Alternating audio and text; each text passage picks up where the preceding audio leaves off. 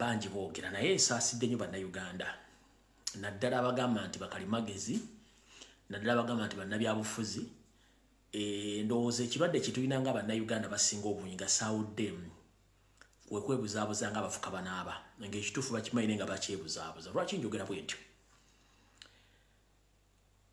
nti buli omu aba ayagala omuntu gwabuze ekibuuzo akiddemu nga bw'ayagala ne batamanya nti mu kuddamu ebibuuzo buli muntu alina enziramu eyejjaddamu ebibuuzo okusinziira kiki kyalaba ne kyasuubira ekigenda otuukawo ekyabasinga obungi tebakimanyi kati ndaba abantu bangi nnyo twali tumanyi nti ekintu kino kiwedde naye mukiremeddeko olw'ensonga tukimanyi nti Museveni ye bw'ati bw'akola akozesa nnyo abantu abalina endowooza empewufu ndowooza mugimanyi oba abaweefu b'endowooza n'abaguza kye baagala bo ne bakitwala nga bakirina okukyagala nga bakiguza omuntu bw'otunuulira abantu bonna balemedde ku nsonga eno mbuuza ofa kino ensi tagenda kubulira lwaki olw'ensonga tukimanyi Museveni yagala kukozesa nnyo abantu abalina endowooza empewufu nga bo we baagala okuyisiza buli nsonga ekyokulabirako eno social media mmere ya lombe n'ataaka abaalya buli alina essimu ya buyonjo osobola okukola ky'oyagala bw'obanga okirinako information nokitegeeza abantu oli waddemba okujja n'okikola yensonga lwaki nti abantu bangi bagenda bakubaganya ebirowoozo era abalina omulamu abantu babagoberera abatalina mulamu abantu babagoberera eri abawemuzi nga nabo balina abawemuzi banaabo babagoberera eri abatambuza ensonga bulungi naye eri ababagoberera kati bwetyo bwe tuli naye mu kalowoozo ka leero tugamba nti omusiru takusiruwaza olw'ensonga nti omusiru aba ayagala mufaanagane naye mu ndowooza ey'obusiru n'obwobufu bw'endowooza ye waba ayagala mufaanagane ensi ekyuka mu kukyuka tulina okugenda n'okukyuka kwayo kuge mazima gwali eyo alemedde ku Kyagulanyi nti awagira abavuzi b'empanka oba tabawagira abasinga obungi kyabakoze kyabatabudde emitwe njira kugamba ekintu kyambo kimu nti bw'obanga oyogera ensonga zino osooka nga n'otunulira omuntu kigwoyogerako mufumbo ekyo n'okiteeka esayidi alina abaana n'okiteeka esayidi bw'ogatta okuba nti mufumbo alina abaana kikumala obutongerako kintu kirala kyonna okitegeera wandibadde oteeka nnyo essira singa omuntu adde si mufumbo oba nga tomulabanga na mukyala oba talina mukyala then wandibadde awoga nti ninawe tugenda okutandika okwogere naye omuntu alina omukyala alina abaana bamugatta bulungi nnyo kiba kitegeeza nti akwogerako mu konna konna okw'okunyonyera ensonga zino kwandibadde kukoma mu kkoweero nti tetwogerako omusajja ali kino nakino nakino ABCD as simple as that kati nga nfundikira akalowoozo ka leero bantu bangi mwenna muli mu nsi muno wootuuka ensi n'ekutabukira n'ogamba kangende nnoonya ekigulira magala eddiba mu nsi z'abamagulu meeru naye badde okimanyi nti social media kuno kwotwogera ebigambo kuno abasajja bonna basinga obungi magulu meeru abalina zi kampuni ennene era bakola ku nsonga z'okuyingiza n'okufulumya abantu okwetoola ensi yonna be bamu ku bantu ababeera ku social media zino nga bawula ebigambo byemutokomoka okimanyi nti ebigambo byoyogera bisobola okukuleetera obuzibu ku nsonga ezo ekyokulabirako yennyini omukulembeze ng'akyali muvubuka yayimba oluyimba olwamuviirako musibaga emyaka 10 nga tagenze Bungereza ekyo mukimanyi bulungi nnyo n'abalala naye mulaba oli avaayo kulumba kyago tasobola kuvaayo ku ye kennyini kuteekawo bigambo biga nti alumba abantu abo oba akakundi k'abantu abo tasobola byogera naye agezaako nnyo okusindiikiriza Kyagulanyi aveeyo abeeko kyayogera tajja kwogera olw'ensonga nze ndi wano mpagira Liverpool nga tiimu y'omupiira gye mpagira kwanza ndi mbuuza ebintu binyumira mu nsi mupiira ndowooza na byabufuzi n'abala muwagira Arsenal muwagira Man U muwagira Chelsea muwagira Aston Villa n'endala naye mubadde mukimanyi nti muli kimu ku bitundu ebiwagira akakundi k'abantu abo olw'ensonga nti kati Captain Ambad eyaba captain yonna kati sponsoring baani era abantu be bagisponsoringa corner flags kati zonna abantu abo bakola kibi bazifuga ne bwolaba bintu biraba kati biri mupiira byonna kati oŋŋamba otya nti govuma Kyagulanyi essaawa zino ng'olina ttiimu y'omupiira gy'owagira mu Bungereza nga naye ekola ekintu kyekimu kati ani yakuloga Gwaluba Kyagulanyi ani yakuloga oli wase ne Asene wagira ekintu kyovumirako Kyagulanyi oli wa Maniyo ne Maniyo wagira ekintu kyovumirako Kyagulanyi oli wa Chelsea wagira ekintu kyovumirako Kyagulanyi kuga ne munsobera abannayuganda bamulowooza lunaku ki nenga omuntu gw'olumba gw'osindikiriza ekintu tannakugamba nti akiwagira tannakugamba nti aki naye ye yakugambye nti lulinga nkyali muto nina ebiga bye nayogera naye kati nkuze ensingira abulala kubanga ensi ekyuka ne mugaano kitegeera kati njala bategeeza ensonga eno nga bwe yazze kirungi tutegedde ani agisindikiriza namwe bagisindikiriza naye nga tonnanyigiriza nnyo nnyindo gireeta musaayi sooka oddemu weetegereze kyogerako kimanyi bulungi nnyo era kitegeera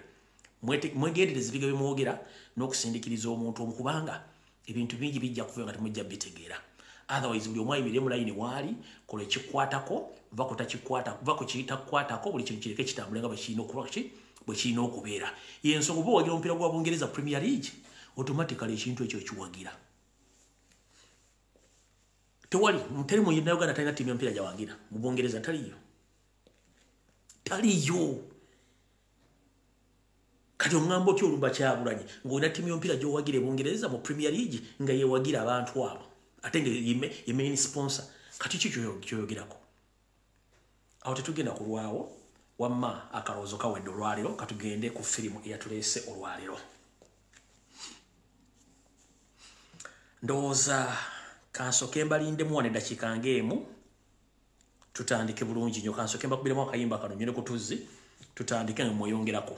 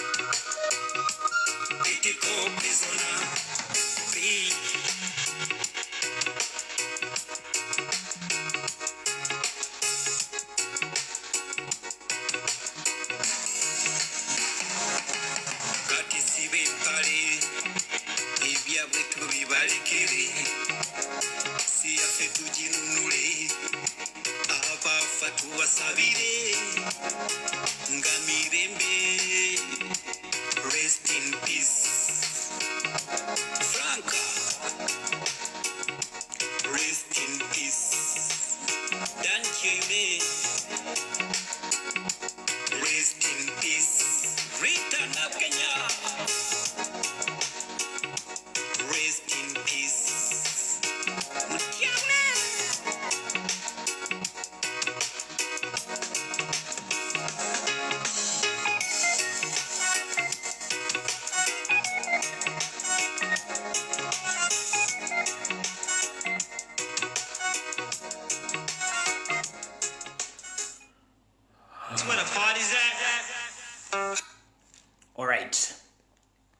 kati mbutongole video etandise nabagamba buli muyimbi yenna ng'oyimba oluyimba lwankyukakyuka nga teruliko copyright olumpa wano njadduza nyanga ku live yo nga lwankyukakyuka siteekako za laavu siteekako zaaki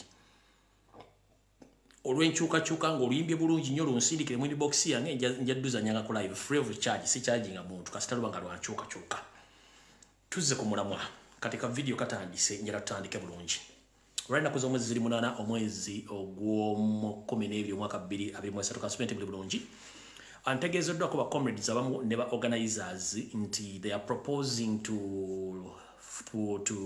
reorganize the country shutdown on 8th of January 2024 ntegezeddwako mbategeeze bajja confirminga very soon nenga buli musoko kiteke mutonge nakuzo mwezi munana omwezi ogw'olubereberye omwaka 2024 erizo okubayo country shutdown bacha proposing a date okugikonfirminga oba eneba ekola oba neba tekola so be aware nti nga 8 January wayinza okubaawo enteekateeka oba okukyusaamuko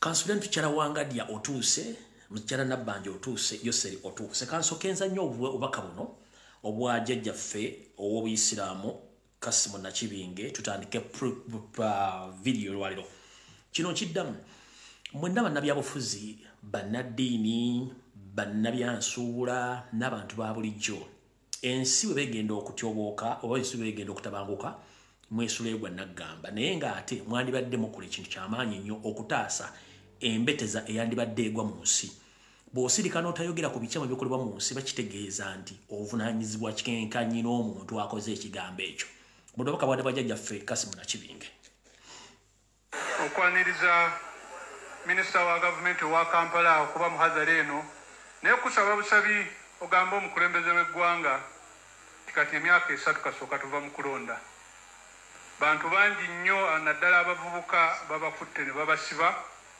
nga tugamba nti baba balina emisango mubatwale mu mbuga z'amateeka balamulwe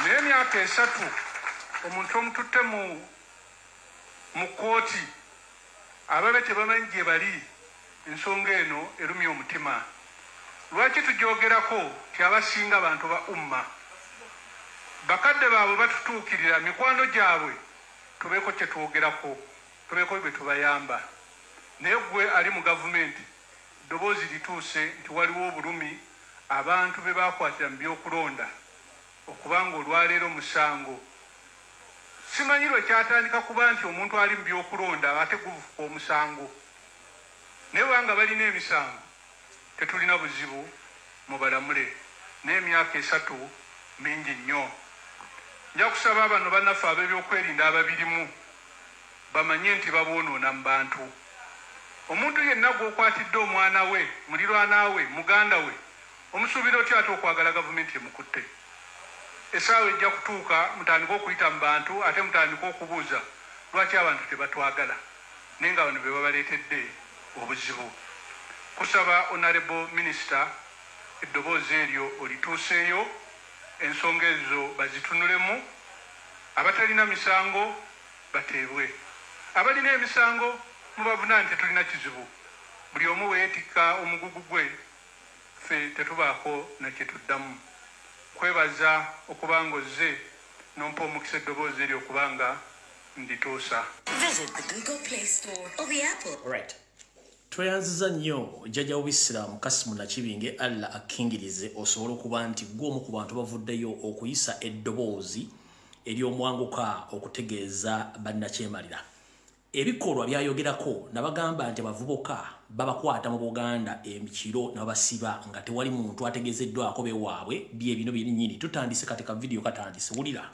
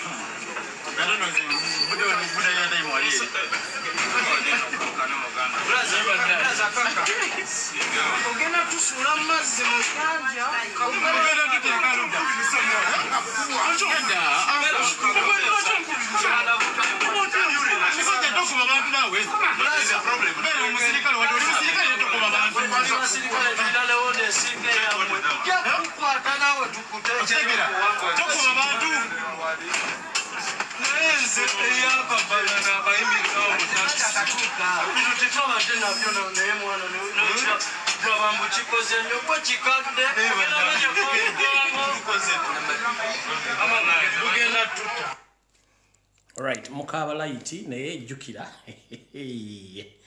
Alright.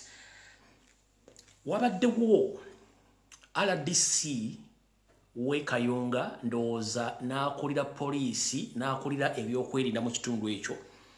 Abavudde ne bateeka ebiwandiiko mu mawulire nga omu ku bantu abawambibwa era n'abuzibwa emyaka 3 weddu nga bwe bamufunye naye ekyennaku bataddeyo kifaananyi kiri fake. Era bigenze mu mawulire oluvannyuma lwa akulidde oluvuganya mu parliament omukulu Mathias Mpuuga Nsamba okuvaayo n'aloopa poliisi n'ebitongole ebirala n'alagala emmotoka eziwamba abantu omwabadde n'emmotoka eya poliisi ey'ekika kya Mwenda emirundi 3 kasaze 17 ate gavumenti oluvannyuma n'egaadi emmotoka eno tegimanyiiko. Naye ebyaddala emmotoka eno gavumenti egimanyi era emmotoka eno yalabiddwako ngera eri mu kutambula ekola operations. Kati mukulu mukyala Naabatulege Anita Amongi Sadolini Mama Sorogeti mukulu David Muhoozi n'abeekerinda emmotoka gye badde boogereza zimu ku mmotoka eziwamba abantu ne zibabuzaawo. Emmotoka eno yalabiddwako muyinza oga nti omusajja ate namba yiyi namba 17 yiyo ogiraba yalabiddwako naye mumugamba bwe emmotoka teriyo ne mu service teriyo. Mugire bulungi nnyo emmotoka yammwe, mugira bulungi nnyo awo tetuluddeewo. Era mwagenze maaso ne mugamba nti omwami oyo ayogerwako mwamufunye naye gwe mwafunye bakugamba nti gwe mwafunye oba gwe mwatadde mu mawulire omuntu oyo si yeye mukyamu. Kati muteeka obulumi ku bantu. Kansoke nzanye mukulu Nobert Mao bwe yayogedde then ndyoke nzanye video y'omwana tugende mu maaso. Mukulu Nobert Mao kati akulira ministry ekwasaganya ssemateeka y'eggwanga bw'ati bwe yayogedde ng'akudaala. Bano abasinga b'endaba bali mu katemba n'olwekyo famire z'abantu abo batutuukirire nga gavumenti directly kubanga abantu be balinamu essuubi tebalina gye babatwala. Balinganga abantu abalina lita 5 eza peteroli n'agamba nti ja kuva Kampala kuvuga epaka ggulu. Obusobozi tebabulina. Mukulu Nobert Mao akulira Ministry ya Justice oba ya ssemateeka.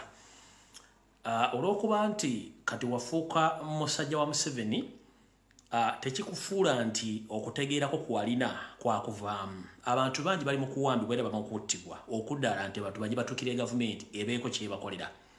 Museveni kyalina okukola kyokka kwebuga nti agenda kusasula abantu abawambibwa n'abattibwako abantu kiri kyokka kyasobola talina kira kuba talina buli agenda bajja kyesimanyi bulungi ennaku zino omanyi simanyi gulamu ziri ku makenda g'omiragana ga ARVs oyinza okuba wamira amakenda nga kati gakuyiwa Windows ensonga lwaki oyambala galubindi zino enzirugavu omuntu ng'oli munnamateekera nga wasoma bulungi nnyo okozesa obwongo bwo abantu twagala nnyo okola kye tuyita facial expression nagana amaaso bigo byoyogero bitegeeza ne oyambadde galubindi z'abawuki ba holding ojja okuwa statement ng'omuntu akulira ministry namba ekwasaganya ku ssemateeka w'eggwanga oyambadde galubindi bano abawuki ba holding oyogera ebigere bitali mu constitution naye ng'ate ogamba nti wasoma amateeka mukulu statement eno kanjiddemu ndyoke nkuzanyire vidiyo y'omwana eno bano abasinga bendaba bali mu katemba n'olwekyo famire z'abantu abo batutuukirire nga gavumenti directly kubanga abantu be balinamu essuubi tebalina gye babatwala balinganga abantu abalina lita 5 eza peteroli n'agamba nti ja kuva Kampala kuvuga epaka ggulu obusobozi tebabulina. Nyongera kutegeeza mukulu Norbert Mao former president wa DP simanyi lwaki kati oyogera ng'eyayitako wayiika Windows kyekikulu kubanga oyinza okubanga empeke ez'omera ennaku zino zaakubibwa amadinisa naye Katonda talya panike kuba talya mbulugunya nedda era nze sikyebuuza lwaki mukyala Nauma yakusiiga obulwadde bw'abalwanyi simanyi tusewuunya lwaki Nauma yakusiiga obulwadde bw'abalwanyi n'ovulubana kati kyekikumiza ARVs ezikuye Windows okigwanira okuba nti wayiika Windows olw'okumala okugjamu empale nga togenda kufuka mukyala Nauma n'akusiiga obulwadde kati amakerenda gakutawaanya naye ojja kutereera tosobola kubanga otegeera n'owulira omwana omuto ku myaka gino ng'ayogera bw'ati ekyatuuka ku taata okimanyi omaze emyaka emeka nga tulaba ku taata? Myaka esatu. Taata we yabula atya? Bamusiba. Osobola okumanya engeri owulira engeri gye baamukwatamu gye baamukimamu? Bali budde bwa kiro. Yogerako waggulu. Bali budde bwa kiro? Bali budde bwa kiro nga ffe tuli waka nga taata ali ku luddo abajasi ne bajja ne bamutwala. Okuva olutodda nga mukulaba ku taatawo. Omusajja ono yavuddeyo ne yeeyita taatawo. Yoyo taatawo oba alimba? Si yeye. Si yeye. Weetegereza bulungi ekifaananyi ki? Si yeye. Ate eddoboozi bwe baamukuwadde ng'ayogera nga si lye erya taata? Si yeye. Kati owulira otya muli okuba nga taata tumulina ebiseesaawa zino? Bubi. Oddawo n'olowoozaako ku taata naye ng'ataliiwo. Olowooza basirikale ki abaamutwala ng'okusinziira ku by'owulira? Government. Alright, ndina Lukwago Morgan. Lukwago Morgan ono ye mutabani wa Lukwago Martin eyabuzibwawo emyaka 3 kati taddanga mu kulabika mu bitundu eby'emukono naye gye bufuddeko nkudiramu kati nti RDC ne DPC bavuddeyo ne babako omusajja gwe bapaledinga nga bagamba ye Lukwago Martin. So family egamba si oyo Lukwago Martin owaabwe gwe bamanyi Lukwago Martin gwe bamanyi mulala nnyo. So omwana ono ali wano mu bulumi obw'ekitalo nnyo ye Lukwago Morgan. Era nga bw'omulaba lwakwafe ekisobola gikulaga nti akyali mwana muto bw'omulaba afaananira ddala kitaawe talina waafaananira musajja gwe balaze. Morgan, mulanga ki gw'okubira oba ki ky'ogamba gavumenti yatwala taatawo? Ki ky'oyagala okubagamba? Bagamba waaba yafa bamuleete mulabeko oba sekyo weewa kitewate bagamuleete kale bamuleete mulabeko bamale bamuzeeyo. Tokaaba mukwano taata ajja kudda bagambe gavumenti eri taatawo. Gavumenti mbasaba mukomyewo taata banga mumwesinge bamufu omufuna mukomyewo omutajja.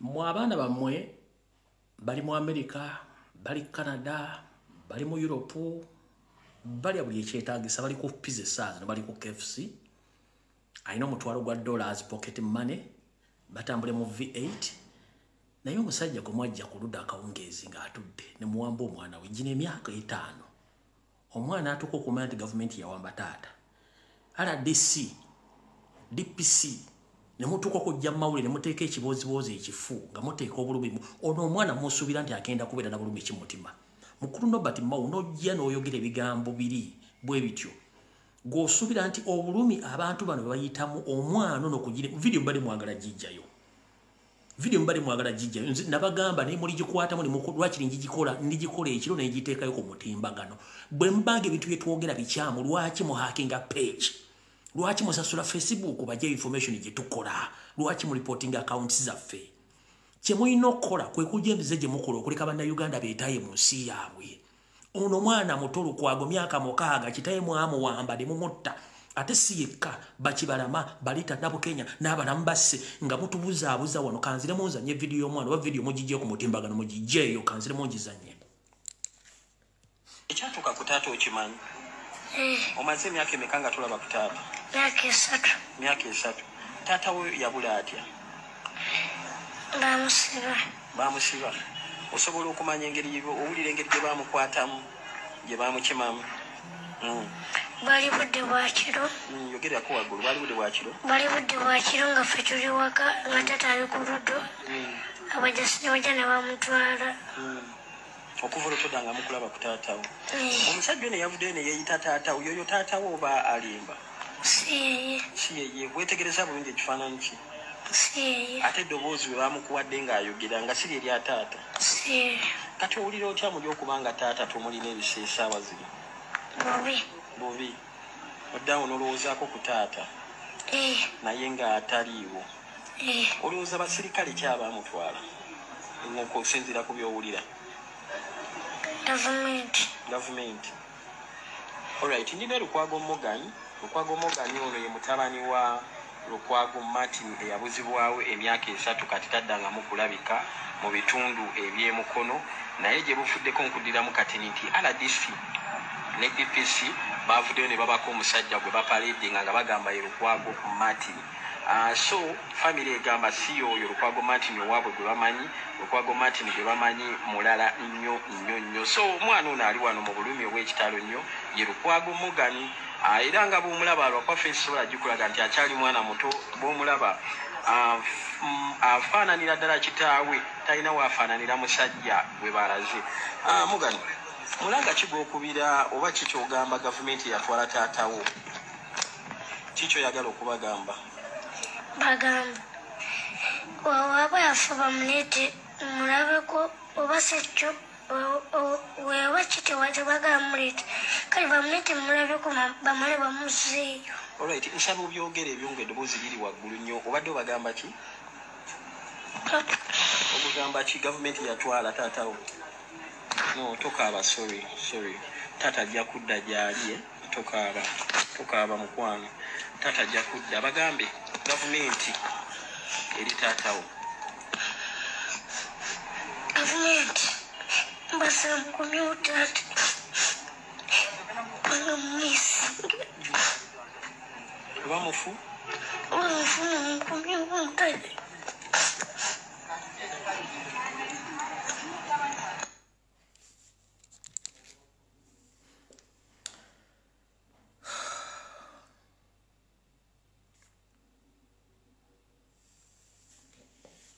ono ye mama w'omwana ono ebifaananyi si bya bba wange ekifaananyi kya Martin nkirina ku ssimu simanyi lwaki bagenda nga bawuddisa abantu babalimbalimba 2020 Novemba awezezza emyaka 3 bukyangaabula siddangamu kulaba musajja ono noonyezza buli wamu omusajja abuze lwaki baba bannimba mbu balabye omusajja atali bba wange bw'olaba ono afaanana oli gwe bagambye ali mu mawulire nze bwange mumanyi tusobola kubuzaabuzibwa musajja gwe nali mbadde naye emyaka kumpi 9 nze bwange mumanyi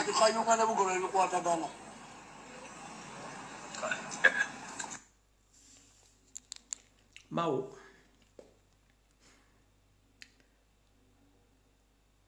kyokka Mao amala okwogera bw'atyo omukyalo ono akulira ekitongole ekirwanira eddembe ly'abantu mu Uganda najja nayogera ebigambo bino uliriza Mariam Wangadya ate n'ekirala bwe baba nti baba balina abantu babanja nti bawambibwa babanje bali be bateebereza nti bawamba abantu baabwe naye kati nze Wangadya omukazi omunaku nga nze nina obusobozi obuwamba do I have capacity to abduct anyone? I don't have that capacity. Naye kyengenza okulaba nti waliwo ekobaane okulaba nti ensonga eno teva mu ddiiro ensonga eno ya kiwaani nze saagala kubindeetamu all the time. yoyo omukyala akolera Uganda Human Rights Commission omukyala Wangadya ng'ayogera bw'atyo ekiri atabaala kyekiri n'asigadde waka naye Museveni mulekerawo kutta abantu mukyala Nabbanja eno video gyenziramu okuzannya olwaleero bwe bujulizi bwe tulina era fayiro eri mu ICC mu International Criminal Court mwawamba abantu ne mbatta eno video eri mu International Criminal Court. But we are fortunate that Kibarama was traced. He was arrested recently in October in a place called Kakiri, and he's one of those that is claimed to have killed police officers in Chiboga, Wakiso, and other places. Well stated and well analyzed. So Museveni, Mohozi, Salim Sare, Kahanga Mohanga, Jeneti, David Mohozi, Anita Mongi, Atayebwa, and all members of parliaments in Uganda, however much you are trying to divert people from the real issue, you are wasting a lot of time. It is on record that since 1966, Museveni has been implicated in the human rights abuse. That is kidnapping, killing, assassinating, and it is on record. Right now, he's the one in power. He's still doing the same things. But you are trying to play around by protecting Museveni, but it's high time to let the world know the truth that Uganda is not safe. You've tried to create a lot of diversion and stunts on social media to show the outside world that Uganda is safe. But Uganda is not safe. Uganda is bleeding, and a lot of people have been missing and others have been assassinated. But the government has tried a lot to divert people, which will not work in this regime. Because we can speak our mind and we have the evidence. That's why we use social media to express ourselves and each and everything. We know all the platform, mainstream medias and some social media platforms were paid to divert Ugandans from the real cause of the struggle, but we shall keep on exposing the state and all your servants, including you and your family. Last week, the United States of America brought more sanctions to all government officials and some MPs due to the violation of human rights and vote rigging, but you are still doing the same thing. But for us, we don't have a problem with you. Continue doing exactly what you know. Very soon, we shall meet, and everyone will pay heavily, and to remind you that we will pay in dollars. No worries. Tugenze maaso nga tuvuddewo awo kati njagala muwuliriza omusajja ono bamuyita Haji Kaloole oba Haji Kaloole simanyi. Omukulu ono omanyi omuntu bw'ayogera ekigambo ng'akyogedde ku kamera mwegende njagala kunoonya omusajja ono akola luddawa akola mulimu ki tabanga y'omu ku basajja abeera mu safe house nga batulugunya abantu. Wovira n'ogamba nti tusobola kukkiriza kintu kino kukita lwakiri Kyagulanyi tumutta. Then gwe nojja n'ongamba mufubogera ku social media tuli ba terrorist oba tuli batemu kitegeeza mwe batemu. statement eno yafulumya njagala zino ku video zetugenda okupayiringa okuziteeka mu ICC abantu bano nga boogera ebintu bino omanyi bagamba nti ekiswaza omugagga kwe kutanako entula bakwe kusesema entula nga badde ewana nti alya nnyama omukulu ono yagenze n'agamba nti okuta ekintu kino lwakiri Kyagulanyi tumugjawo that what ekyo tuyita reported speech oba premeditated speech omuntu ekintu kyakola naye nga kigenda kubeerawo nga kiri mu pipeline mwenna mwakawulidde njala kabaddiramu then tuke tugende mu maaso Kyagulanyi family tegera kuddayo kubonaabona ekyo kituufu nzikanya obukulembeze buyinza obutasoboka yes buyinza okuganga at least omukisa gw'ensi yafuna okufuna ne bannaye mulina ebintu bimuyinza okuzanya n'okuzanya kiki ekimubeeza abo tuba tuwakati otutwalako oti ekyo kubanga Kyagulanyi tujjako ekintu mu ngalo tuba tugenze buba bunafu obweyolekera afazali avaawo kiba kizibu wabula ng'ensi yo Mungu yamuwadde green light ensi agenda gitambulanga bw'ayagala abaana bajja kusomera gye beetaaga naye ayisobola okutisiye mu kitundu omuto future eyinza okubeera ki NGO kati Kyagulanyi bwe byabiganya bayinza n'omuwa omulimu mu bitongole by'ensi yonna ayinza okugenda okufubaira omulwanizi w'eddembe mu UN takyayina buzibu wabula ne bino akyali okumeti ng'omuntu bwaga nti ensi njeetaaga ate omutima gukyamukakaza ntisobola okufuga oggwanga lino abamuyinamu essuubi n'abamuyita pulezidenti obabikidde siba kyamu okubabikira nze mmanyi nkugambye omuntu yanoonya obukulembeze nga wa myaka 7 muleke kudda wano kuzannya kuleeta katemba ndi muyajja kukkiriza omuntu atule ku ntebe wali omukulu oyo munoonya mumugambe munoonya njala kumanya asibuka ludda mu Uganda tunoonya abantu abawamba abantu ne batta abantu ekigambo statement gyafulumizza ono bane bandi banga bagaya mwabeera mu safe house nga batulugunya abantu mulize bulungi bwe yayogedde Kyagulanyi family tegera kuddayo kubonaabona ekyo kituufu nzikanya obukulembeze buyinza obutasoboka yes buyinza okuganga at least omukisa gw'ensi yafuna okufuna ne bannaye mulina ebintu bimuyinza okuzanya n'okuzanya kiki ekimubeeza abo tuba tuwakati otutwalako oti ekyo kubanga Kyagulanyi tujjako ekintu mu ngalo tuba tugenze buba bunafu obweyolekera afazali avaawo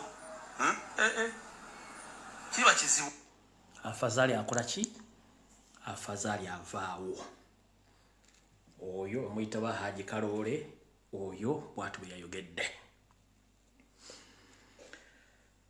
wiiki eno yennyini twagenzeko mu mambuka ga Uganda ndowooza twagenzeko mu mambuka ga Uganda tetungeragera mu mambuka ga Uganda kansooke mala okuyisa obubaka buno nabagambye abantu mwenna abali mu kulaba enkuba eno etonnya n'enkuba si ya bulijjo nakibagambye si ya bulijjo najje balugane bagamba ebikolobero ebyakolebwa mu kitundu eky'Ennamboole omuli okusaanyawo embuga n'ebintu ebirala akabenje ako akaagudde awo tekabadde ka bulijjo n'ebira bikyajja bingi nnyo bye mugenda okulya mu bitundu ebire bya Uganda naddala mu Buganda wano mugenda bbula naddala mu Buganda wano yennyini gwe batwalaganya akimanyi nti essaawa ye eweddeyo tobula baayagala bamusabire buli kaseera akabenje akagudde namboleke mwalabye si ka bulijjo ako balipotinza abantu 12 n'abantu bali 20 abaafudde almost mu kabenje ako naye kyonna kye kiri mugenda kutandika okulaba ebintu bitali bya bulijjo ng'ensi bwegenda okukyuka naye mujja kitegeera nti eyatinkula empewo za Buganda nazo tezitudde eyatinkula empewo za Buganda ku nsozi gye zaali mibira gye zaali embuga ze mwokyezza ne muteeka buli majini aga buli kika mujja kitegeera mwegendereze nnyo ku nkuba eno etonnya ne bimugenda okulamuza okulaba ku bintu mutalabangako ekyo kyo njegadde kibagamba kano akabenje mwakalabye saagala kaddamu nnyo saagala nnyo kaddamu kuba mwakalabye naye katuddeyo mu mambuka then tulyoke tukomewo mu mambuka njagala muwulize omuvuunuzi eyabadde avuunula akatambi mu lukuŋŋaano lwabaddeyo ng'era kitegeezebwa siteeti yabadde egobayo abantu muwulize bavuunula mu lulimi lwawo ne bavuunula mu Luzungu ne bavuunula mu Luganda ne mugenda kuwulira ebigambo bino then tusooke tusimbula vidiyo etandike bulungi netiwaaka bajja gikwatamu tebagenda girekanga bweri muwulira bulungi nnyo que me aqui esse ano. Mwaka 2014 abakulembeze bajja wano ne mukanya teri addamu kuyingira mu paaka mukomaawo. Leaders of this country came here and he agreed that no one should enter that land.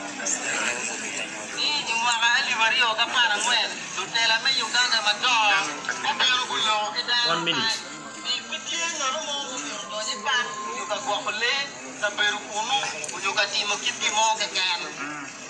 Ati mukulembeze w'eggwanga pulezidenti waffe alagidde buli eyayingira luvannyuma lwa 2014 afume. Now, the President of the Republic of Uganda, President Museveni, has commanded those who entered this land before that time to leave right now. Those who entered after 2014 should leave right now. Ile diplo materi Uganda President Yoweri Kaguta Museveni wajani yo magotoni ngoma pa mechate mwarali bario kapara ngwen mepira nyim mumierbo ao kapa ekyokubiri The second issue. abaliyo mwenna vanesaawa eno amagye gayingira bwe banaakusangayo bajja kugoba bwe banaasanga ebirime tebajja bikwatako bwe basanga amanda tujja kugoota bwe tusanga embaawo tujja kuzoota.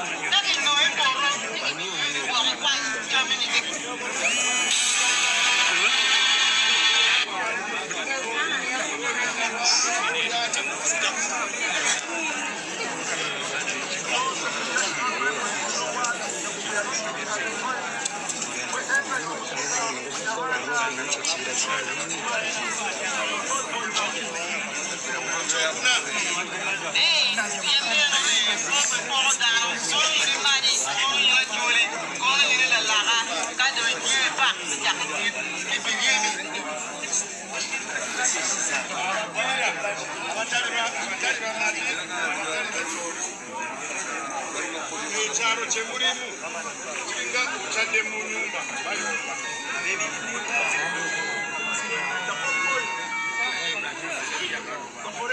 You're not a man, you're not an actually. It's like you're visited the place. That house. ekyokola kiki osooka n'oddayo gy'ovudde n'olinda n'okolole ebisimu byabwe mulyoka mukomawo.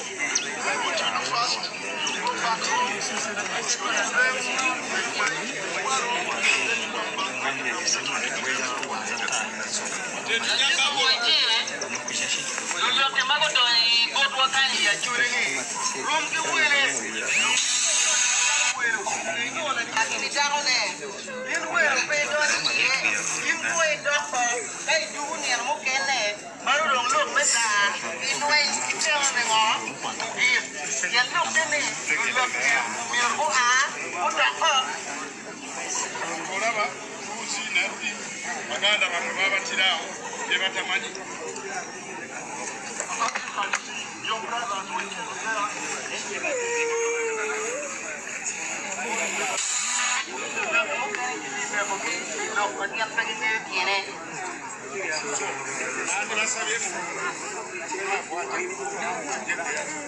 kubanga ekyasooka bagulabeyo tebakuguza ttaka lya gavumenti olivaamu.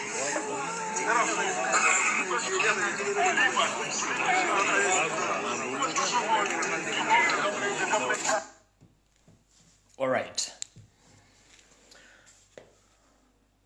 Okuva byatuukawo ebintu ebyo which number Teri TV Kebere Radio mu Uganda yayogera ku nsonga ezo wadde balitayo ka footage aka 30 seconds tebakireetangako. Eno meeting yatuuziddwa ng'oluvannyuma Abaganda abasukka mu 120 bamaze okuttibwa tebannakyogerawo ku TV. Omwami bamuwadde ebiragiro Museveni amugamba nti buli muntu yenna ataasangibwa mu kitundu ekyo eky'Abamadi apa mu 2014 tateekeddwa kubeera mu kitundu ekyo. Ezo order from above Museveni yaziwa. N'agamba nti kati amagye gagenda kutandika okutekinga over. Bwe basanga alinako ebirime ebintu byonna bagenda bitwala babijjewo. N'agamba nti bw'obanga toli mu Madi oba toli mu Kyoli toteekeddwa kubeera ku ttaka eryo buli omu adde gye yava kubanga muli bagwira. Kati kansoke embuuze mukulu Museveni. Di Munnayuganda olwabeera omugwira mu nsi ye. Waliwo etteeka nti abantu abannayuganda mu tebateekeddwa genda mu bitundu birala. Kuba Abaganda bagenze gye bali bakolera bizinesi nga tebaguze mataka mwabassa abantu 120 naye temwayogeddeko wadde n'omuntu n'omu. Mwabatemyetemye ne mubookya emiramu ne mugiwembwa. Era n'ono akyogedde nti mutakola kye tubagambye mugenda kuttibwa nga bannammwe bali abattiddwa. Ekyo mukiwulidde mu video. Kyokkola nti zino video tebasobola zizanya ku TV e Uganda. Omusajja agaye mu video nti mugenda kuttibwa nga bannammwe bali battiddwa. Open da akyogedde era tekimusimatuse. Kuba bino tebasobola bizanya ku TV Uganda de ku radio kuba tebabisobola bizanyayo. Ne kati gobo ogamba nti abantu abaliyo abagenda okunoonya ensimbi bonna bagwira bafulume ekitundu ekyo. Kiki mwagala okukolayo? Mission tugimanyi bulungi yo gye mwagala okukola. No problem. Ffe tujja kugenda mu maaso n'okubalabisa. Awo tuvudde tukyali nno tetunnatandika information bannange. Naye ndowooza mu butongole katugitandike. Mbatumiddeko bamemba parliament mwenna abagenze Rwanda mu games naye nze mbuuza ssente z'omuwa omusolo ku mizanyo gye mugendako giyamba ki eri Munnayuganda tegirina. Okujjako mugenda kwepiica nakukola bye mwagala nga mulese ensonga enkulu mu ggwanga wano. Mukulu Mathashi Mpuga oludda oluvuganya ne bakulembeze banno mwenna mwatusuubiza nti mugenda kudda mu parliament until further notice ng'avudde e Roma nga baleese abantu baffe abawambibwa. Mwaze mu parliament ne musoma report ne mudde ne mutuula bulungi nnyo. Ekyo kijjawo nti abantu baffe be twabasaba baabazizza nti nedda. Kumwe naffe abantu ani alimba. Kalo lwaliro kambategeeza. Kino kidda mu bakomredi mwenna be tuli mu struggle n'abaagala enkyukakyuka. Ne bagamba teweesiganga munnabyabufuzi era tobeesinga ku munnabyabufuzi. Baganda ffe mwonna baagala enkyukakyuka ngenda kukabatemateba muntu yenaddamu okwogera ku kigambo kye bayita member parliament oba wa NRM oba wa FDC oba wa JEMA oba wa National Unity Platform. Nti bana kye bagenda okukyusa ku ggwanga tekisoboka, it is impossible. Teri munnabyabufuzi nga member parliament alina kyagenda kukyusa ku byobufuzi tukujjako mu 7 tekisoboka nkibagambye olwaleero.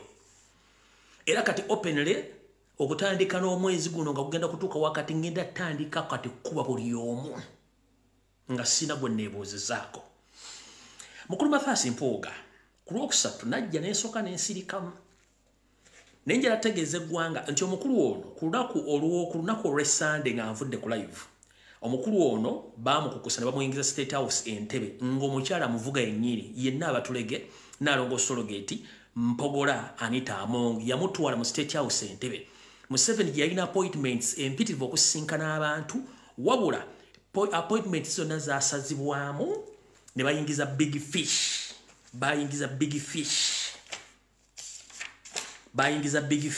ne bagiyingiza mu State House. Omukulu gwe bayita PPS wa Museveni gwe bayita Omona.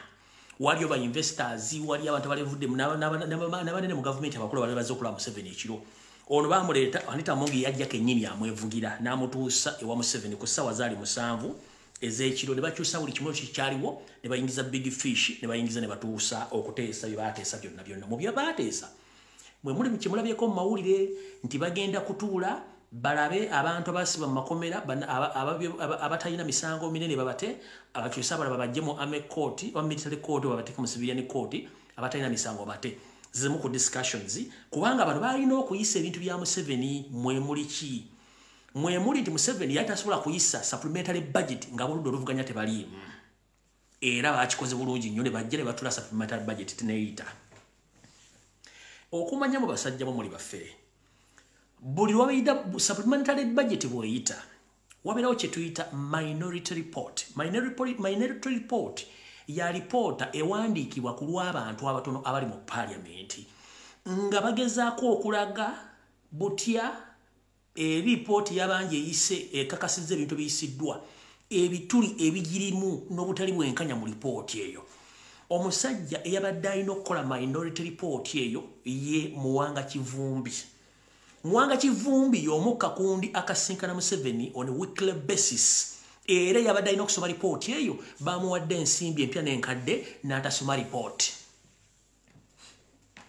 Muwanga Kivumbi vaawo ogamba bantu minor report wagisomye mu kuyisa supplementary budget eyo nga mmaze okukola emivuyo gyammwe gyonna wiiki namba wasomye minority report eso eraga butya supplementary budget yene ebituli by'university zitakkirizibwa kuyisibwa wagisomyeko tewagisomye kubanga Museveni yagambye temugeze ne muyisa minority report eyo okulabisa eggwanga nti fu era buli kimu ne mukiyisa mwekye mwakoze ng'ono mumaze omuyisizaawo ebyabwe ne babagamba ogende e Rwanda abala bali ku livu basindise bweru okuli mukulu Ssemujju Nganda ali bweru Lubega Sseggona bagenze bweru ekisinga okusesa buli muntu gwe bawadde livu yennaku 20 buli lunaku bamusasula $720 buli lunaku lwamala nga tali mu parliament yagenzeeko okukyalako gyagenze bamusasula $720 ze almost $2.5 million zaafuna for 20 good days kusereza omukubi maze okuyisa ebintu bino mukamwongere lwa Kyagulanyi Ssentamu nze njala kusaasira anti abantu bano bagezaako kutta political career yo nga bwe nze mbyogera nti baagala kusula okufuula omunafu era nga kyekino ku nteekateeka mpoga ze bamukwasa okufuula national platform nawo omunafu bakumalemu amaanyi bakuteekemu isolation ekyo bali mu kukola kati nze nabagambye seetaaga kumanya muntu yenna kino nakibagambye era nza nkibagamba tetulina muntu yenna mu parliament okujjako ndoza ayinza okuba zaake n'abantu balinga basatu balinga bana abasigadde bonna bafu sente bazibolo era mukulu Kyagulanyi njala kutegeeza president omukyala gwe bayita Margaret ndakuwa mala okulaba amannya gano mwegendereze nnyinaku zino nkulaba kuli kumpi nnyo member parliament amuyita Margaret ki ndakuwa mala okufuna amannya lindako manyi ebintu bino mbiteeka mu mutwe mukyala oyo Margaret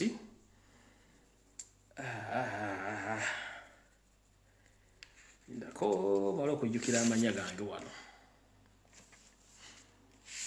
mala okujjukira amanya mukyala oyo ennaku zino okubeera ku lusegere nnyo ngenda gafuna wano omukyala bayita Namugga Margaret president waliwo omukyala gwe bayita Namugga Margaret era wa national platform taata mbadde ngenda mujjako network mujjako yaki temugijjako muleke njogera ebituufu so Mr. President wa Kyagulanyi Ssentamu omukyala we Margaret Namugga Margaret ennaku zinabadde akweriraanya nnyo era ng'ayogera nnyalivu kuma taata ogw'omusuta nawandagala mukyala Margaret Nanyonga wakasinkana Museveni enfunda 2 wiiki ewedde era ne bakuwa ensimbi ng'olina mission y'okusipayinga ku Kyagulanyi waguze n'ennyumba emunyonyo yakakalina eriko n'amaduuka kalinga ka shopping mall era n'ogenda mu kibanda ekyomu ekyo owa NRM munene era ne bakuwa V8 mpya ezo no ZTX V8 mpya mu kibanda ya white kuba motoka yali yafa era mbizibu wayanjuddeyo nti tolina mmotoka ate bakubanja ne bakuwako ne milioni 9 mu cash ne bakuwa ne sente n'ogula ekizimbe ng'oli ku mission ya ku spying ku Robert Kyagulanyi Center ne bage kati ngenda batabukira tetujja kukkiriza kufiirwa president waffe nga mwe muli ansimbi so mukyalo Margaret Namugga Mr. President mutegere bulungi ogomusota gwa nawandagala ate njagala kuba manyo oyogera nnyo njagala oveeyo je ngwena kusanga na ku platform ngo oyogera nja kwambala nebiranja byogera so Mr. President whenever you are omukyalo Margaret Namugga mwegereza ali ku mission sente yazifunye nagulako n'ekizimbe Munyonyo lwamwe motoka mpya ya V80 ina mission gyaliko kugwe ngo omuntu n'ebiyama bya pate byawayo wa Museveni already babirina tuvudde wao omukuru yadalina okusoma mining report Mwanga Kivumbi teyagisomye on orders of Museveni era byera ne biyitondezo mbitegedde bulungi nnyo tugenze maaso era tobera surprised nnyo omukulembeze wange very soon ng'owulidde nti ono musajja gwe bayita Abedi Bwanika already bamaze domoteeka ku lukalala bagenda ofuna minister muri shuffle ejja oba mwaka gujja endoza ndi mujja no ali awo kubanga already bamaze domo indicating yabagamba nti nzo okukola kyamuyini kinjagala mukole njira mu mpo wa minister mumpene sente ono yogena musanga ku list yaba minister bagenda okulondebwa ngo bayita Mogalatia agenda kubeerako era akabinja kyovula nti bano bavuganye ekintu kya 2026 mu kifo ky'okukunga abantu bagende beekalakaasa olw'ensonga nti Yoseri yabasuubiza bonna nabagambye nti omukyala Joyce Baagala n'akabinja kakabakazi batwala bonna abakazi 20 basinkana Yoseri last week era buli omu n'avayo ne tuli ensimbi bonna nga ba national platform 20 nga bakulembeddwa omukyala Joyce Baagala bonna bagenda era ne bamusinkana mwenna bamanyi amanya njagaleta after ne Joyce Baagala we bali nnyo mulimu gwokola ogw'okulya mu nsi y'olukwe na Aisha Kabanda mwe bali kukola mulimu egyo okulya mu mukulembeze olukwe n'okulya mu Bannayuganda olukwe era yabasuubiza nti kuje nabategeezaako balina ebagirindidde kuje nabategeeza balina bagirindidde nga bagenda kumakinga nti bavudde wa Kyagulanyi era Museveni yabasuubiza nti kyonna ekijja what come may balina okudda batebaze mu parliament buli muntu agenda musasula sente ze ez'ekisanja ekijja oba agudde oba tagudde bo bakole kye balina okukola bino byenjogera mujja birabanga bikomyewo agenda basasula sente ze ez'ekisanja kiri ekijja ne baba bagudde kasita mukolera ekintu kimu okuyizaamu national platform wabalina kye balindawo very soon oba ku change ono nga bagenda kukyusa mukama waabwe bagenda kumakinga nga beemulugunya kubanga olwedi bakisetinze dda mu meeting zaabwe manyi mwagala mugenda kunnumba wamu abalya mu ngalo z'abasajja bano abakazi naye nze sitya ndi kukakonkako kkubo bwe kakkoona amagenda tokawona madda bino byenjogera bijja kudda ate mujja bisangawo kubanga Museveni akimanyi bulungi nnyo alina kukozesa memba ba parliament era teba muntu yena ayagala nkyukakyuka addamu kwesiga mu nabyabufuzi gwe bayita wamemba ba parliament kuba bonna bafu bagenda mukitegedde bulungi nnyo abo bo mbavuddeko saagala bamalirako obudde olw'ensonga nti obudde tulina butono ate nga ebyokukola tulina bingi nja baddira olulala abo njagadde sooka bayisaamu eggaali eyo mutegeere nti ne pressure gye babadde bataddewo ku kubanja abaganda baffe bonna abawambibwa era bwe tutagikumba muliro wali ku parliament floor ebeeyiseewo kubanga mulabe statement Mao gyakoze Wangadya gyakoze omusajja oli David Muhoozi gye yakola ne ebitongole bya gavumenti engeri gye byogera mbibala tulensonga ati bo bamala dda okuba nti bakwata abantu benekanka bateme namwanduka yatema omusika n'aboluganda mulumbe wandikola ekintu okulumya omuntu weponowoozikanga oyambe muyambe ekkiriza Museveni bw'oba toyagala kunaaba yes owunya era semateeka gagamba nti oli wadde bw'obutanaaba naye ate bw'owunya abantu b'owunyirira bakuna baddembe okukunaaza mu kawaayiro ke kamu akasemateeka ako nti oli wadde bw'obutanaaba naye bw'owunya n'owunyirira abaliwo ate abaliwo balina eddembe ate b'okkunaaza olekeraawo okuwunya osasudde ba MP okudaivatinga abantu bajja mu kubanja abantu tosobola kudaivatinga social media tosobola kudaivatinga ba activists tosobola kudaivatinga ba foot soldiers tosobola kudaivatinga Bannayuganda abakonshominga obutemu obuzibu bwakuva 16 badde okola mpaka olwaleero nga nakatulina ne records weziri eziraga nti abantu bawambibwa battibwa nga ne prime gwe bayita prime Saba Minister It is on record na confirming okukwatibwa kw'abantu n'emisango gye bavunaanibwa ne battibwa. It is on record balita nabo Kenya aba Franka sente zaabo bonna battibwa. Era evidence kati ne bw'ona osasula bampuuga n'osasula ba MP bonna obutayogera n'osasula TV radio stations n'abantu n'osasula stance diversion buli kimu n'okikola tosobola sasula gogo kujja bintu ebyo tosobola kuzanyira ku windows z'abantu ogyemu information ebalimu nti ogikyuse no just wano toyagala kunaaba wefuiddeko perfume onye n'embeera eriwo nti owunya bulungi but perfume kanataninga nagetinga closed connected ku kuwunyako ekye bayita ekivundo kati gwe global politician as if nti information ogijjewo tosobola kujjawo information weeri era mu archive egenda kubeera otegenda kuvaawo ekye bayita obukadde magezi naye nga n'embuto wali ogayina bw'oba wali muwutta era osigala oli muwutta abakulembeze abawutta beewuttaza nnyo ne balooza nti bategeera nga tebategeera ku myaka gy'oliko egy'okulonda amagi n'okuwera ebijja gw'okyalowooza nti ensi ekyaliwo oli mwalonderanga amagi no records weeziri buli kimu ekiri ensi ejja kitegeera mukitegedde bulungi nnyo kati bamembe ba parliament mulye ssente babafu muli kimulye mufuwe munyampulokoke mukole mwagala ne records weeziri mukama mwabo wa ssente yazibawe ne mujjukire temusobola ku bribinga bongo baba na Uganda mwagala genda mukalu kye cement kanabaayo ekyo nkibabo kye cement kanabaayo naye abantu mugenda bagamba kikuwe bayite okwoza noyanika mu ttaka okutta olugoye olweru oguze omo oguze detergent olunyisa olwozezza lutukudde nomanda olunyika mu ttaka mu bisooto oba oyozezza nedda awo tuvuddewo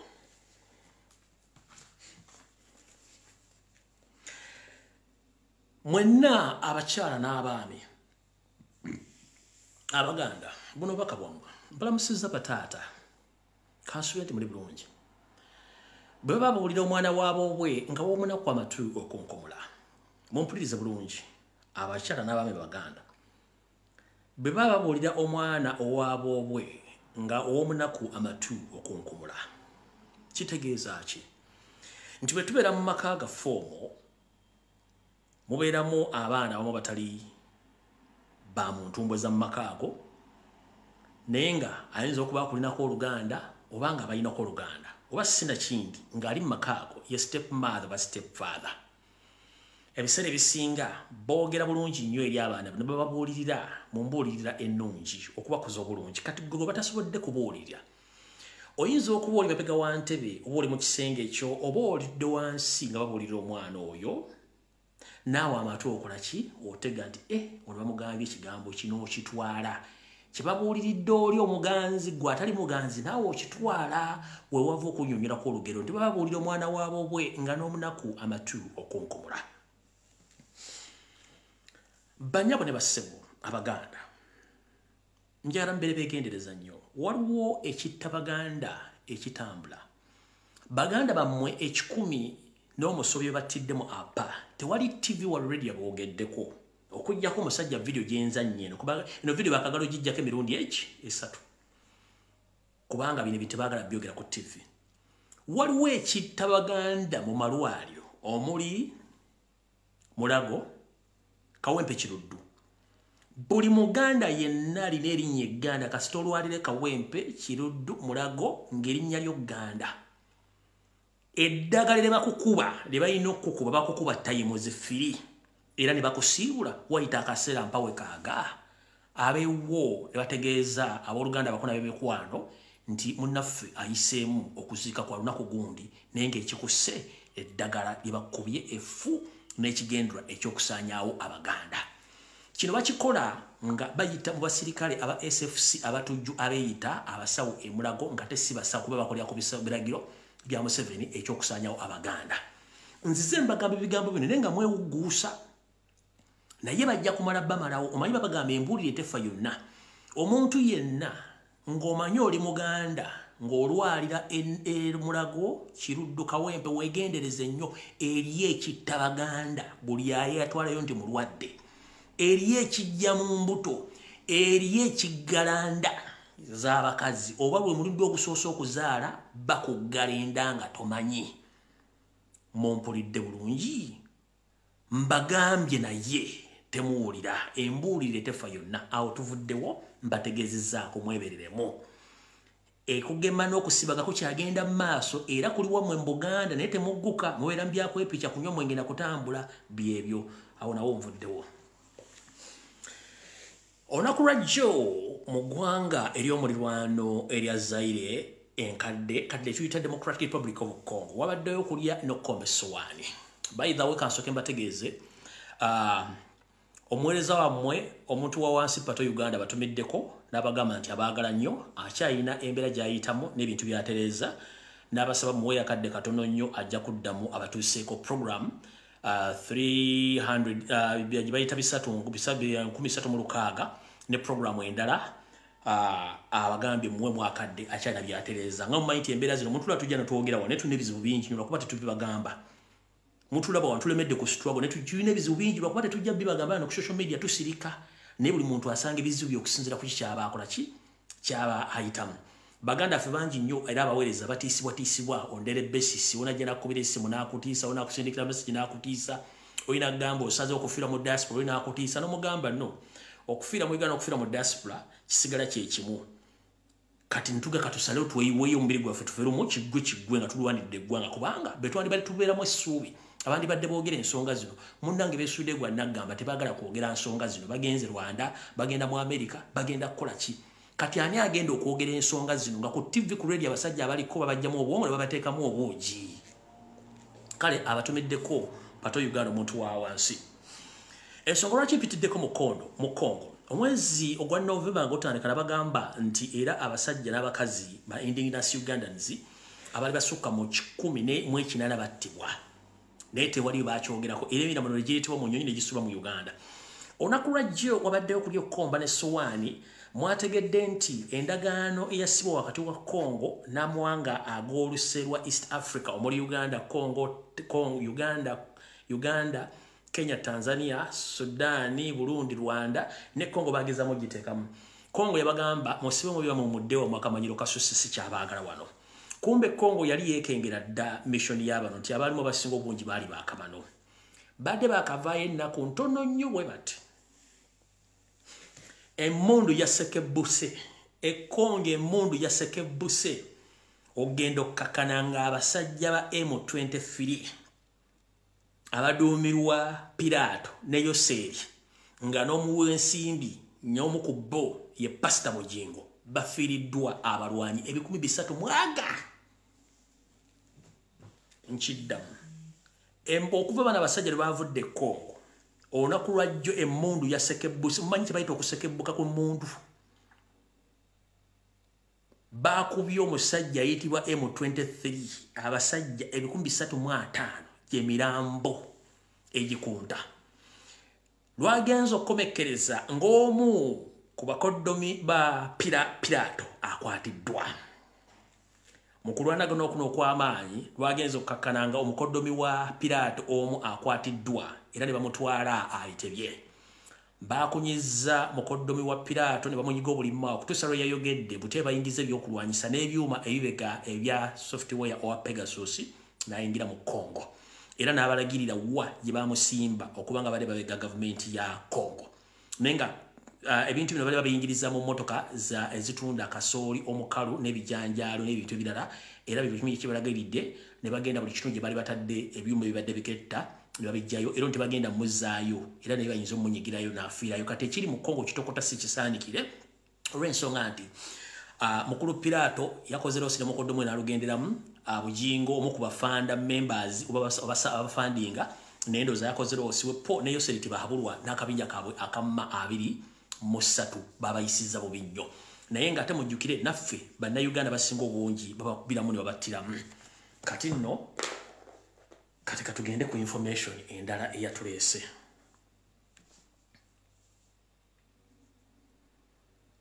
bano n'abakungu be mbadde njogerako be bano bagenze alright bade bankolektinze mwana amanya egoleti namugga bana bantu mbadde njogerako abavudde mu Uganda ogenda wano mama Sadolin nga bamaze okukola enteekateeka yaabwe abasiibu ne bagenze ekigali okukola emirimu gyabwe egy'okwepiica kuba tebanna kimwagira ku ggwanga kambazanyira akatambi kano wano mangu tugende mu maaso wano nga bagenda. For this competition, remember we are a defending champion. We shall do exactly that as a team. You must protect the integrity of this country. And remind you of my communication yesterday. I don't want to say it now.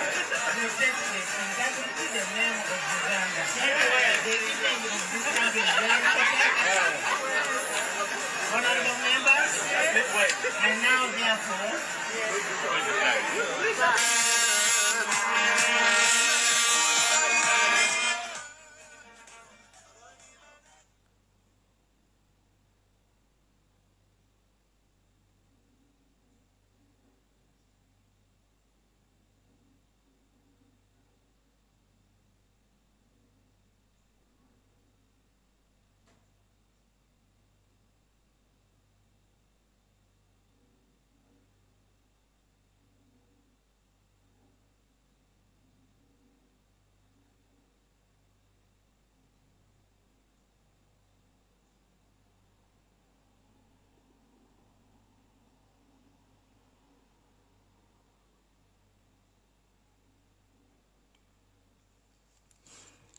awo tewali kira kye bagenze kukola. Buli abadde epikira munne bagenze kwepiikira Rwanda nkiddamu. Tebalina kye bagenze kukola kiyamba ggwanga. Buli abadde epikira munne n'abalina contact seri bagenze kwepiica. Mwepiice ne mujja kunnyonnyola lwaki ekigambo AIDS bakiwandika mu capital letter si mu small letter. Mugende mwepiice tetwali buzibu. Mulesereza omusolo mugende mwepiice. Empeke ziri eziwa Windows weziri mujja zimbira tewali buzibu. Mugende mwepiice. Mubere kusembizo mu omusolo. Tewali kyakukola. Kati tugenze ku nsonga endala. Era njagala kukubiriza omulango gutakungula. Mwenna abasajja n'abakazi Abaganda mumpulirize bulungi nnyo. Abasajja abakazi n'Abaganda ne bannayuganda mwenna abali mu Uganda njagala mumpulirize bulungi nnyo. Nnaku z'omwezi ziri 8 omwezi ogw'Ekkumi mwaka 2023. Bobanga oli muna Uganda ng'olina ettaka mu Uganda okusingira ddala mu Buganda nkusaba mama totunda ttaka tomanyi kya bugagga kiri mu ttaka lya Uganda. Totunda ttaka tomanyi kya bugagga kiri mu ttaka lya Uganda. Uganda eno Abangereza bagikolako dde okunoonyereza mu myaka emikadde ne bagizuula ng'etudde ku by'obugagga ebitokomoka mu bungi obw'ekika ekya waggulu. Era bakola okunoonyereza bakizuula nti ettaka eriri mu Buganda lirimu ebyobugagga ebimutamanyi bungi. Kati gwatunda ettaka koza kamanyi ng'akoza n'owebbwa otunda bya bugagga. Buli kitundu ky'olabamu Yoseri ng'ataddemu gwe bayita omulaalo nga bagobako abantu ku ttaka. Taata mama wootuddewo bakujja ku ttaka bakujja ku zaabu bakujja ku uranium bakujja ku mafuta bakujja ku gold nkiddamu. Buli kitundu woolaba Museveni waatadde Abanyarwanda waaguze n'asenda abantu. Asenda abantu nga buli kyasenda akimanya ekiri mu ttaka omwo. Uganda etudde ku uranium. Uranium akola ebyokulwanyisa zisa byalo n'ebintu ebirala. Kiro emu ey'ekintu kyenjogedde egula buwanana bwa nsimbi. Kati Uganda etudde ku mafuta, etudde ku golodi, etudde ku diamond, etudde ku buli kintu kyonna eky'obugagga ky'omanyi. Naye Museveni akimanyiko nga ye kubanga Amini n'Obote n'Abangereza baali bamala dde okukola survey eraga ebintu Buganda ne Uganda byetuddeko. Kambalage mulyoka mutegere mu batunda ettaka.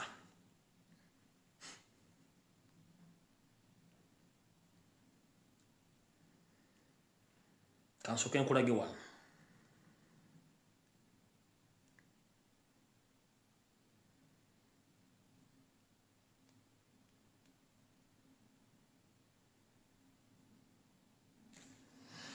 Wano wogenda okulaba ewali kyenvu bye bitundu omuli ebyobugagga. Then njikulage wali mu full swing nkulage.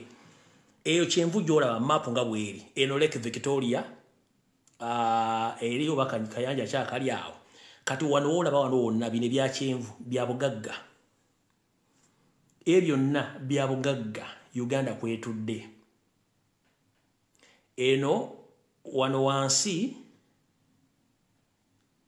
lindako eyo yeggwanga Uganda litudde ku bya bugagga byonna eno DRC Congo mu bukiikakkono wano Kenya wano Tanzania waggulu eri waliyo Sudani eyo ye map ya Uganda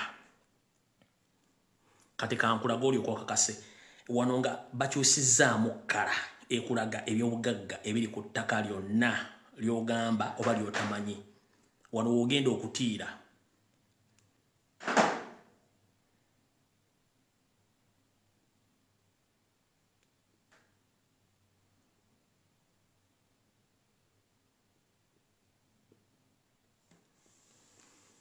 eyo ye map oba kwe kunoonyerezebwa okunoonyeza kwe baakola nga basinziira ku banoonyereza by'obugagga biri mu ttaka kati gwatunda ettaka Museveni ettaka lyakugobako omanyi lwaki akugoba ku ttaka ebyo byonna byolaba mu kkale ya bbulu pinki guliini yellow red biki byonna eyo zonna mineral resources ezijjudde ku ttaka lyammwe erya Uganda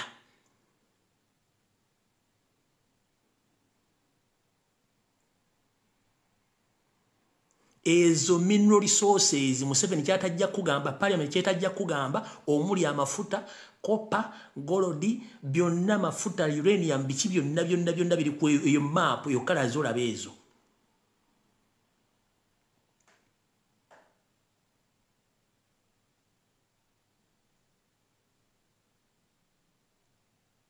ezo kankusomera mu wano katono ndyoke mbasomera ate full details nga tunda ttaka eno yakolebwa the Uganda National Airborne Geographical Program the Department of Geological Survey and Minerals Entebbe Uganda yakolebwa Department of Geological Survey and Mines Entebbe Uganda ne Peterson Grant and Watson Limited Toronto Canada nekolebwa Geo which Nedrin and the Netherlands nekolebwa Earthworks BVW Draft Netherlands zezo company nya ezali mu kunoonya ebyobugagga bya Uganda ebiri mu Uganda ku ttaka lya Uganda kati kamba somere mujja kutya mu abatunda ettaka lye babagoba ku ttaka nga mudduka temanyi kye babagobako bakugamba government start uranium exploration across Uganda Loza mukiraba government bao bagenda ne batandika obbinoonyereza gwoli eyo otunda ttaka odduka otunda ttaka n'ettaka lye bakugobako tulimanyi kati kankusomere bulungi olyoka owulire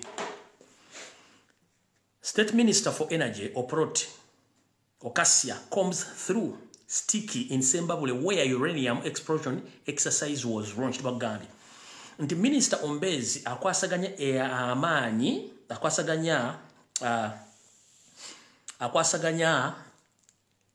amaanyi wa Minister of Energy kale katugebe nti muli amasanyalaze n'ebintu ebirala ng'agezako okuyita mu ku Busaka mu kitundu ky'e Zimbabwe eno gye balonkinga okusima uranium kati maama ave Zimbabwe oli Kadaama oli Sekadaama wagenda kuba kyeyo oliwe Zimbabwe munnanga gye babagoba ku ttaka okimanyi nti ettaka lyebakugoba kuba nafu 15 oli ku bugagga naye ng'ettaka baali kugobako wuliriza bulungi nnyo.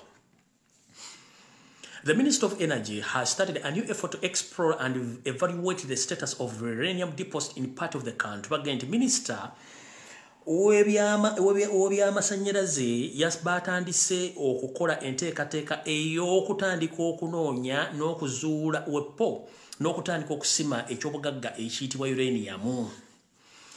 State Minister for Energy Okasia Oprot launched the latest effort on Wednesday in Zimbabwe district. Zimbabwe is one of the districts believed to be having the high concentration of uranium minerals.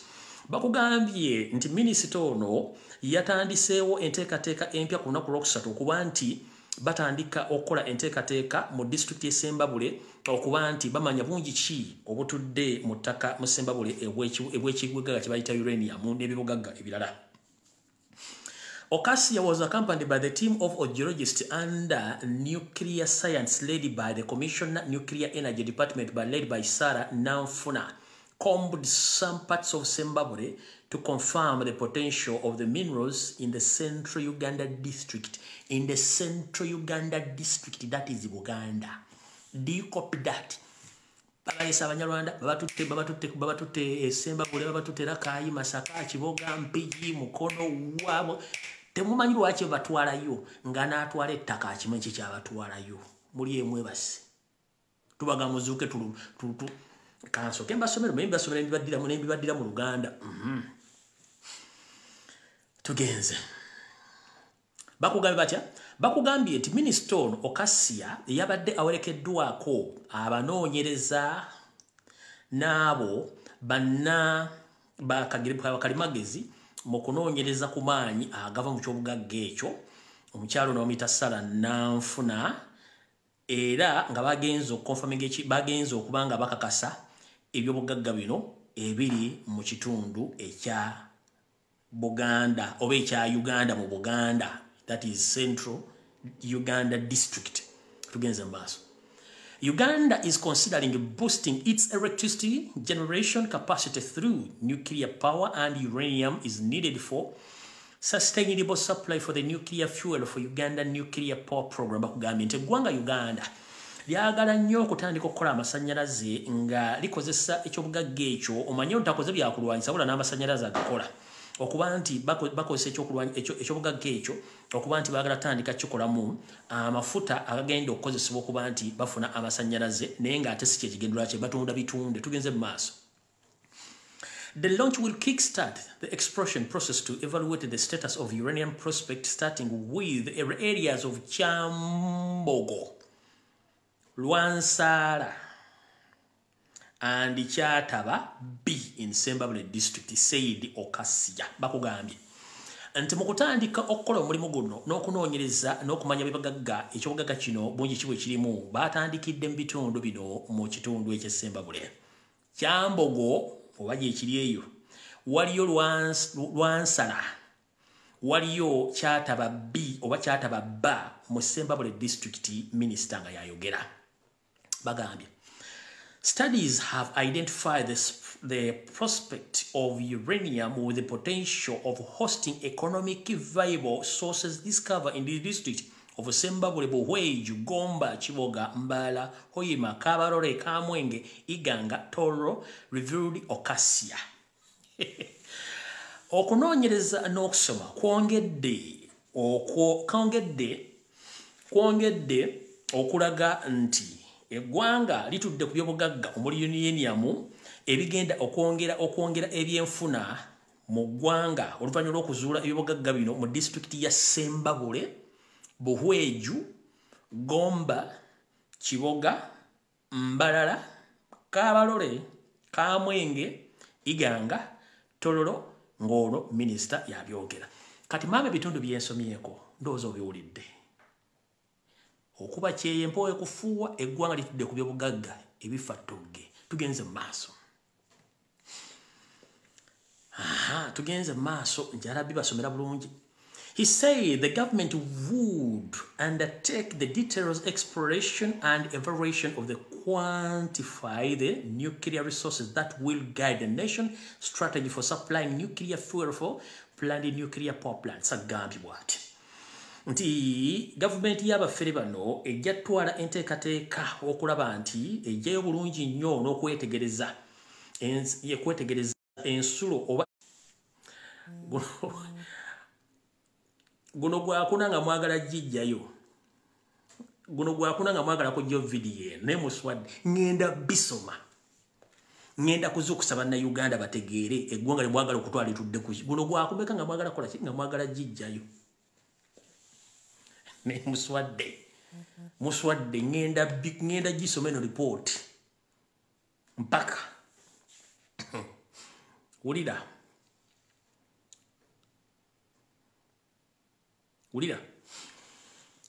Uranium is one of the minerals commodities under promotion in Uganda, and its exploration was spearheaded under a 5-year mineral wealth mining infrastructure development program, MWAMID.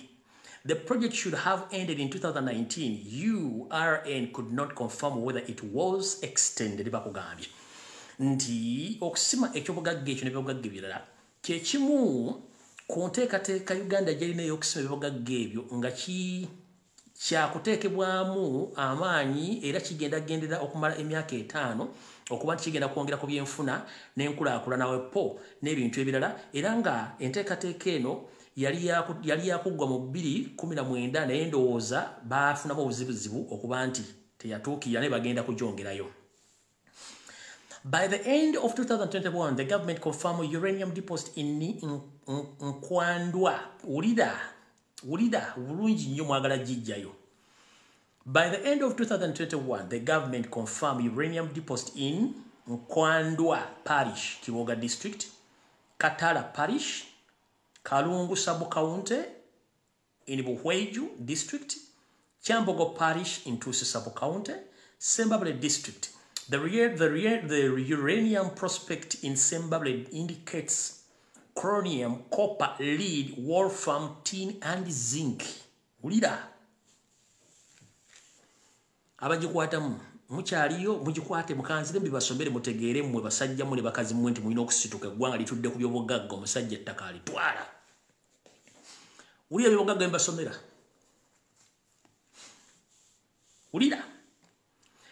Ulira ebitundu bino. Ulira. By the end of 2021, the government confirmed uranium deposit in Nkandwa Parish, Kiboga District, Katara Parish, Kalungu Sub-County, Buhweju District, Kyambogo Parish into Sub-County, and Sembabule District. Uranium prospect Sembabule indicates chromium, ekyo kyabugagga, copper kyabugagga, lead kyabugagga, wolfram kyabugagga, tin kyabugagga, zinc kyabugagga. Tugenze. In 2009, the Canadian graphical consulting company Preston Grant and Weston Limited PDW identified 8 targets areas were selected as possible uranium mineralization zone.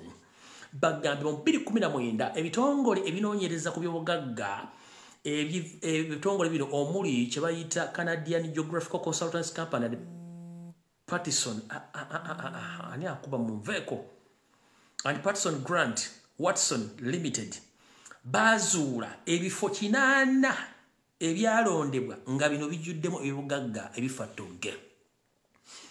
The areas identified by Preston Grant and Weston Limited include Alua, Pakwach, Hoima, Fort Potro West, Fort Potro East, Mbala West, Mbala East, Kabarore, Kitgum West, Kitgum East, Gulu Masindi West, Masindi East, Kampala, Aloi in Lango, Jinja, and neighboring district of Boyende. TV chi ereba bulidde parliament chi ereba bulidde bino ebintu. Ne Kampala yennyini Kampala district mulimu mineral resources.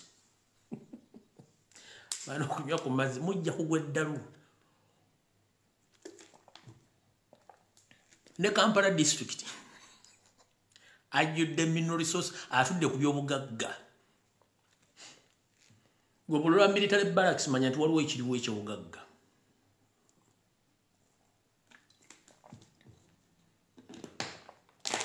Mbaddiremu kano kakabaddemu ndowooza. Ebitundu bagambye nti kampuni ene ya Preston and Grant Watson Limited bayongerako ebitundu bino wammanga. Kwaliko Alua, Pakwach, Hoima, Fort Potro West, Fort Potro East, Mbala West, Mbala East, Kabale, Chitugumu West, Chitugumu East, Gulu Masindi West, Masindi East, Kampala District, Aloi in Lango, Jinja, and the other neighboring district of Buyende. The National Development Plan, NDP 2021-2023, the project electricity consumption at 1,872 kW watts capital and generation capacity of MW by 2025 to meet the target power sector investment plan. PSIP 2020 plan to use nuclear power to contribute the base load. Feasibility studies of the proposed project have also been conducted in support for the International Atomic Energy, IAEA, CNNC of China, Rosatom of Russia, among others. According to Dr. Okasia, the nuclear power program is crucial to the government realization of meeting to total installed capacity of 50,000 to 50,000 of megawatts of electricity by 2024 to ensure energy security for industrialization. Several undertakings are being implemented to prepare for introduction of nuclear power into electricity generation mix. The government wants to produce at least 24,000 megawatts of nuclear power capacity to develop by 2024 to 2040, he said. The government has been planning to set up the Center of the Nuclear Science and Technology Program, one of the public universities in Uganda, for nuclear training, research and development. The facility will be used in production of radioscopes for the Cancer Center in Uganda and Africa. Kati munnango oli eyo otunda ettaka tomanyi lwaki bagoba ku mataka temukimanyi eggwanga litudde wagene mu Kampala mulimu mineral resources e Kampala osula luddawa kyovula nti omunyalwanda bamusomba okumuyingiza eggwanga gogenda kukola bakutwala kukola bwa seculiko kati Kampala buli lwomulaba akanyonyi kano nga kayise mu kitundu buno bunyonyi ekika kino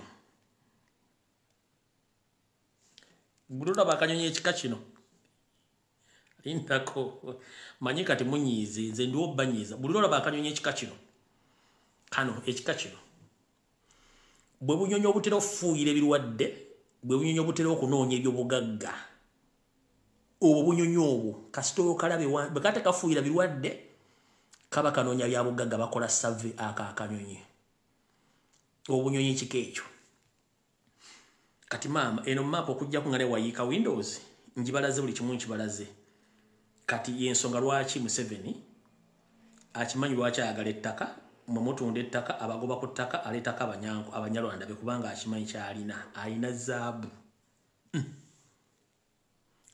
map nga bwogiraba yonna bya bugagga Uganda kwetudde ne Kampala kweri mu Kampala wakati etudde ku bya bugagga Kampala Uganda za mukitegedde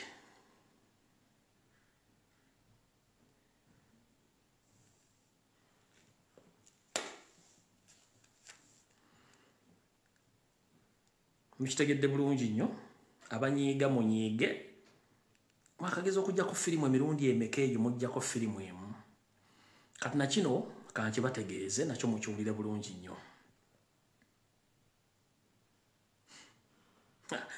eno ngenda gikola ku Sande kanjikole ku Sande kanjibalekere kanjikole ku Sande naye mwenna abaana b'obuwala n'abaana ab'obulenzi ka video kano njala kabazanyira mukategere bulungi nnyo oba kansoke mbasomera information eno then tulyoke tugende mu maaso era nga batajja bagamba biki ebifa mu ggwanga olira information eno which ewedde waliwo embeteza eyagwa mu kitundu naye tebagibagamba ku mawulire kanjibasomere Morning sit rep today in Kitaria zone. Muyenga area. Abasule Muyenga. Mukitaria zone. Muyenga area. At around 400 hours, the residents of National Robbers Movement Treasurer Honorable Nekesa was attacked by 5 men, of which among of them 3 were armed with SMG rifles. After accessing in the compound over fence, they managed to hit one city police officer on the forehead who was on guard duty. He became unconscious and he was disarmed. The particulars of the victim are not yet known after they went to guard the house where they got one SMG belonging to number 61955 PC Wafana Festo, a personnel bodyguard to the principal who had left his weapon with his colleague and went away, making a total of 2 weapons. Later, they arrested one male-female worker whom his particulars are not yet identified.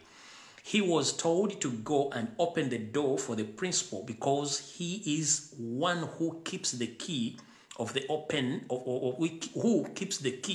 of which he opens them. 04 doors failed to open. They forced and they blocked into the house where they went away with over 400 million Ugandan shillings. The injured police was taken to hospital for medication. Our own forces and police are on the ground to monitor the situation. More information will be communicated. Kino temunnakyo wantu wonna nti omu kubawanika ba NRM Honorable Nekesa wiiki ewedde abasajja 5 basalako amakage nga balina SMG ne bamunyagako obukadde 10,000 just pate treasure bamujjako obukadde 10,000 ne temunnagawulirako ku TV ku radio mbasomedde n'enamba buli kimu kyonna n'abantu abali mu ddiiro eno mwina kye mumanja ebisigadde amala kange esigaliza tujja gafuna ku Sande.